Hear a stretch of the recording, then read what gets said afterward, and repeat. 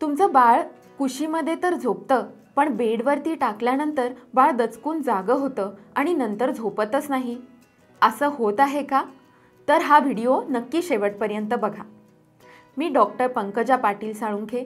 मी एक बालरोगतज्ञ आहे आणि एका चिमुकलीची आईसुद्धा.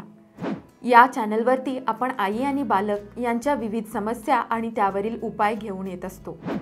चला तर मग सुरू करूया.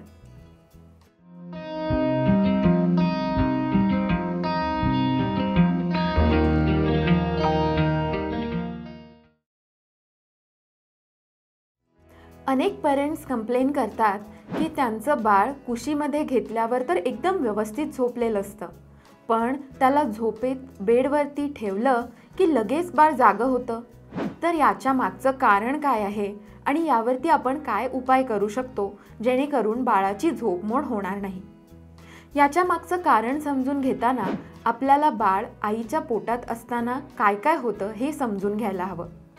बाळ आईच्या पोटात एका फ्लुइड फिल्ड बॅगमध्ये असतं, म्हणजे एक पाण्याने भरलेली एक पिशवी.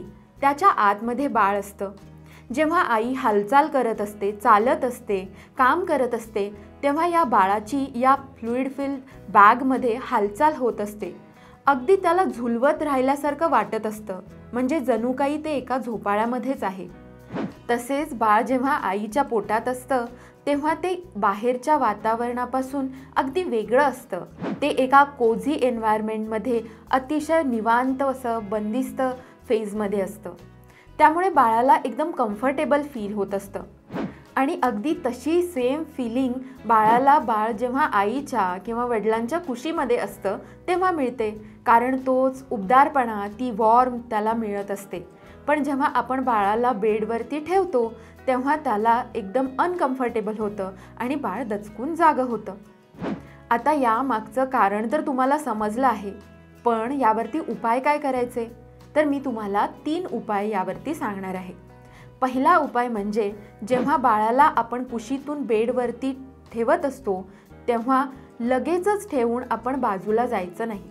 बाळाच्या पोटावरती हलका हात ठेवायचा किंवा बाळाच्या डोक्यावरून हळुवारपणे कुरवाळायचं, ज्याच्यामुळे बाळाला कम्फर्टेबल वाटतं आणि बाळ दचकून जागं होत नाही.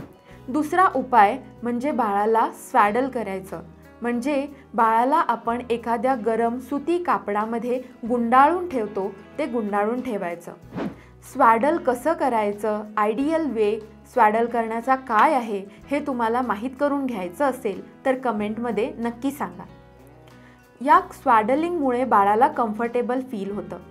आणि तिसरा उपाय तो म्हणजे बाळाला जेव्हा आपण बेडवरती ठेवत असतो तेव्हा पहिल्यांदा मानेचा आणि डोक्याचा भाग खाली न ठेवता त्याच्या बॉटमचा भाग आधी खाली ठेवायचा आणि हळुवारपणे मान आणि पाठ वगैरे ठेवायची.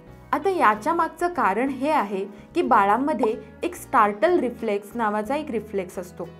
जेव्हा आपण बाळाची मान किंवा डोकं हे बाळाच्या इतर शरीराच्या खाली घेऊन जातो तेव्हा बाळाला अशी भीती वाटते की ते पडत आहे आणि त्यामुळे ते दचकून जागं होतं. हे तुम्ही खूपदा ऑब्झर्व केलं असेल.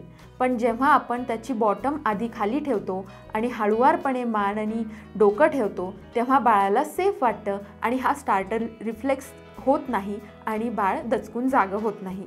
तर या 3 उपायामुळे बाळ तुमचं बेडवरती सुद्धा निवांत झोपेल आणि दचकून जागं नाही होणार. या उपायांची योजना केल्यानंतर काही फरक जाणवला तर नक्की कमेंटमध्ये आम्हाला सांगा.